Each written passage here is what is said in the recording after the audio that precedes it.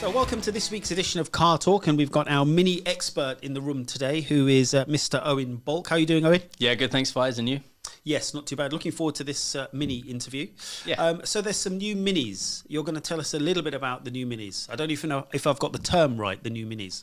Well, I think technically you have. Mini have upgraded the range, and in particular, we're talking about the classic Mini 3-door hatch, the 5-door variant, and also the convertible. They call it the new Mini, and it means that it's an LCI life cycle impulse technically. So if it was a totally new model from the ground up, we would then possibly be talking about new chassis, new dimensions, Right. new engines, etc. But we're not talking about that today. We're talking about cars that are already in existence. Chassis, gearbox, transmission, and engines are already Sure. known to us, and we've updated the technology, the design of the car. And ultimately, if you own a Mini already, then there are going to be a lot of the great things you like already. So then when you see the new features, it's like an upgrade for you. Sure, And sure. If you've never had a Mini before, then there's lots of great things that the Mini team can show customers that perhaps this customer didn't see last time they were looking. And, Okay. Yeah. So What do something new. you think to salespeople that say this is our new LCI, and using the term LCI with salespeople?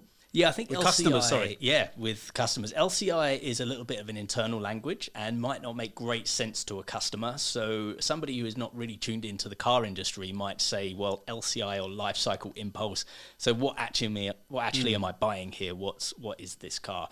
And historically, the terminology facelift was a bit more popular. So I think to be a bit more customer friendly in the language these days, it makes perfect sense to say this is the new Mini. There's enough on these models to be able to say to an existing Mini owner that this is a new version of your car. So Sure. yeah, it's okay to say the new Mini, but don't say the all new Mini. Okay. That gives a different impression. Or don't say LCI, because you do get that, don't you? Yeah. I mean, I hear that a lot, I have to say to you as well. Yeah. So It's- we've got the new Mini, which is great, and we'll stick Yep. with the new Mini as a term then, perhaps. So let's say what's new then. Shall we maybe talk about the outside? Let's talk about the design.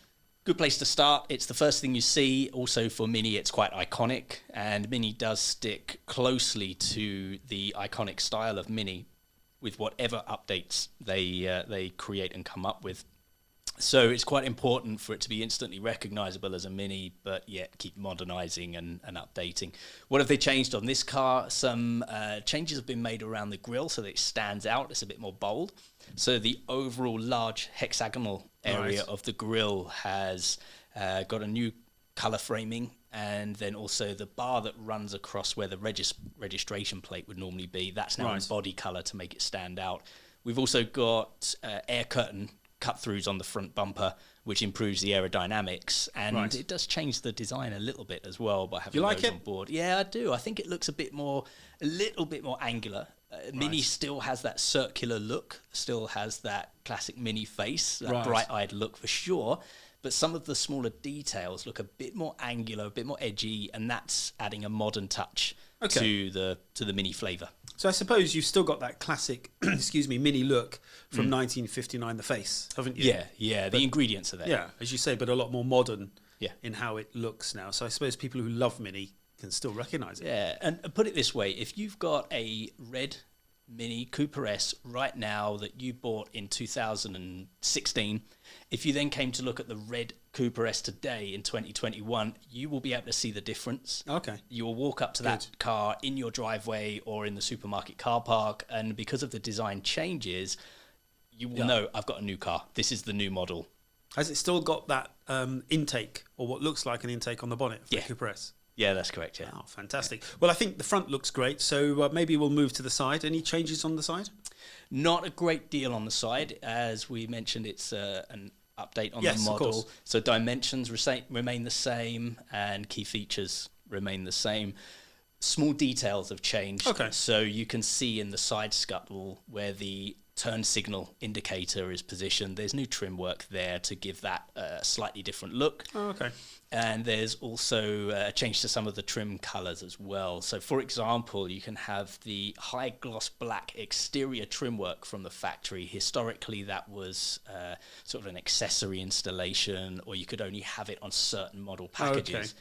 But now for any Mini owner, they can specify high gloss black exterior trims and that runs around the window framings, around the lights, around the main grille, door handles, around the boot trim, and that really changes the look of the car. Actually, Well, that's I quite like a big it. difference. I like it. I think it gives it quite a sportier look, and black high gloss finish is always a lot more sportier and dynamic looking. I know dynamic's not the right word here, but certainly makes it look a lot sportier, doesn't it? I think dynamic's a fair word for it, and yeah, you're right.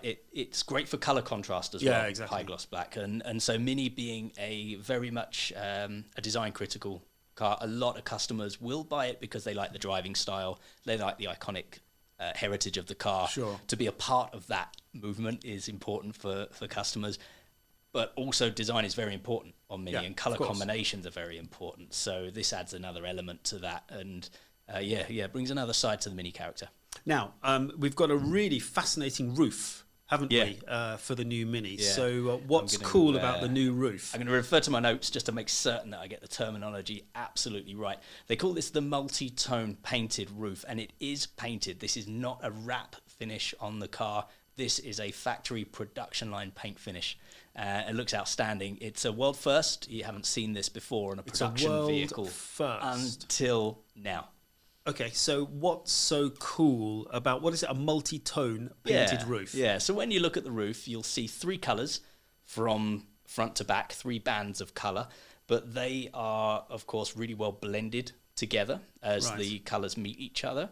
And each colour is painted very quickly one after the other. So it is, I'll check to make sure I say it in the right way. It's known as spray tech, and it's a wet-on-wet paint technique.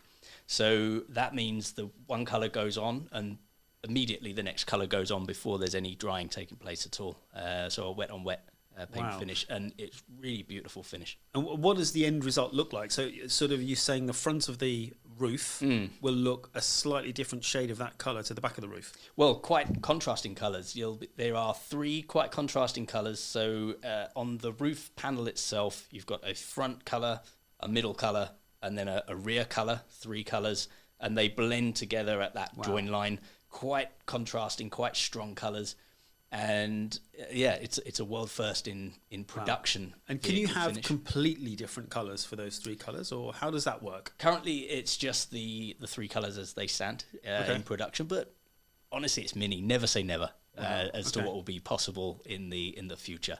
Yeah. Well, I suppose that does make Mini quite unique, and that's the thing about Mini design, isn't it? It speaks volumes about the personality, the character.